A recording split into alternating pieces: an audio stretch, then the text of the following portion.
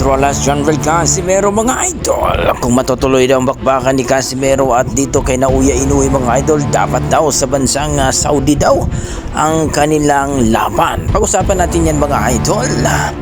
SB o Silver Boys, malas daw talaga ng Pinas dahil natalo itong si Iman Bakusa Pacquiao. Yan ang ating pag-uusapan ngayon mga idol. Pero kung bago kayo sa ating YouTube channel, baka pwede makaingin ng isang like, subscribe at pakipindot na rin ang ating notification bell mga idol para ma-update kayo sa ating mga bagong video na katulad nito. Well mga idol, kahapon po ay naibalita natin na natalo po by majority decision itong si Iman Bakusa Pacquiao, ang anak ni Manny Pacquiao mga idol, na kung saan ay title fight daw ito. Pero ayon sa ating mga boxing fans mga idol, na wala daw talaga itong asa na magiging world champion itong si Iman Pacquiao. So para sa akin naman mga idol, isang talo pa naman ni Iman Pacquiao mga idol.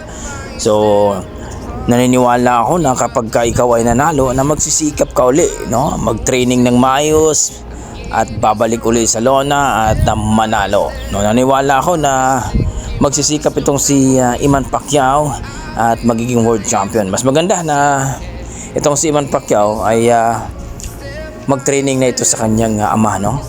Kasama na at doon na sa US mag-training itong si Iman Pacquiao.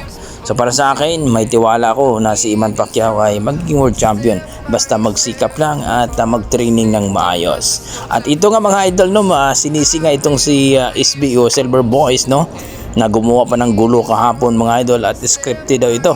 Dahil nakita naman natin na pinapulis pa nila itong lalaki na nanggugulo daw. Casimero fans daw ito at mukhang ginamit pa itong si Casimero mga idol para dumami ang kailang views, at marami nagsasabi na for content lang, ginamit lang naman itong si Casimero para mas maraming views sa kanila. Pagkatapos nila mga idol, wala na, okay na sila. Baga mga idol, for content lang daw yon. So kayo, naniwala pa kayo dito mga idol? Kaya ayon sa ating mga boxing fans, na kaya daw natali itong si Iman Bakusa Pacquiao sapagkat minalas daw dahil nandyan daw si SB o Silver Boys. So kayo, naniwala pa kayo dito mga idol na malas talaga itong si Silver Boys? Please comment down below mga idol.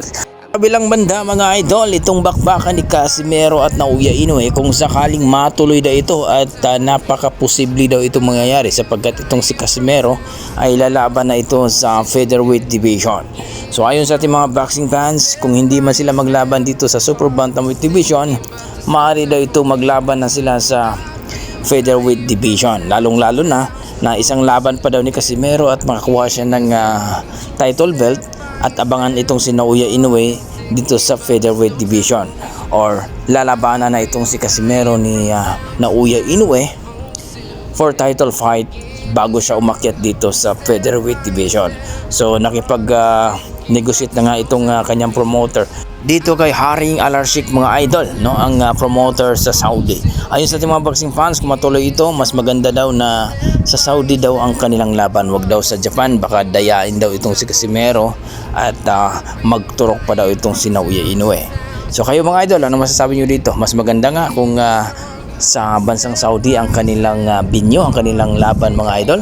So please comment down below mga idol para ating pag-usapan. Maraming salamat.